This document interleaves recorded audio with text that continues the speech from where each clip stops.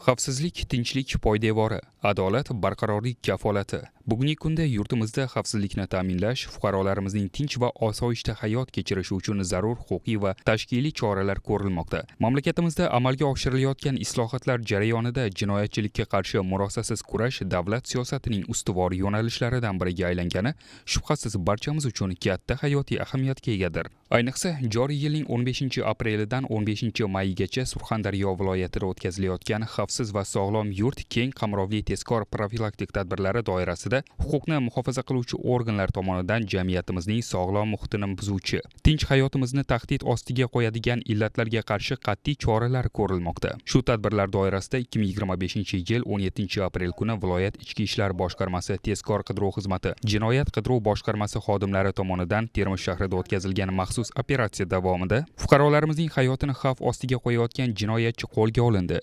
U ajal urug'ini tarqatish maqsadida shaxsiy manfaatini yuksak qadriyatlardan ustun qo'ygan holda Spark rusumli avtomashinasida kirakashlik bahonasida geroin savdosi bilan shug'ullanib kelayotganligi fosh etildi. Ushbu shaxs tadbir davomida 0,75 gram geroin moddasini pul evaziga sotishga uringan paytda huquqni muhofaza qiluvchi organlar tomonidan qo'lga olindi. Ushlanish jarayonida xodimlarga faol qarshilik ko'rsatgani bois maxsus safarbarlik otryadi jalb etildi. Tekshiruv jarayonida uning yonidan 2,49 gram geroin topildi va ushbu moddalar ashyoviy dalil sifatida rasmiylashtirildi.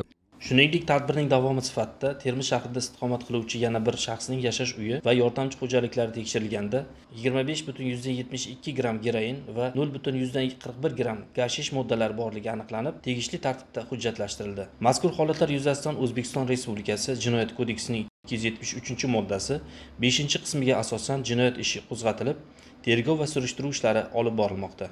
Fuqarolarimizning tinchligi, farzandlarimizning sog'lom kelajagi yo'lida olib borilayotgan bu sa'y-harakatlar prezidentimiz rahnamoligida yuritilayotgan yangi O'zbekiston g'oyasi va inson qadrini ulug'laydigan siyosatning amaldagi ifodasidir. Adolat ustuvor bo'lgan yurtda yovuz niyatli shaxslarga joy yo'q.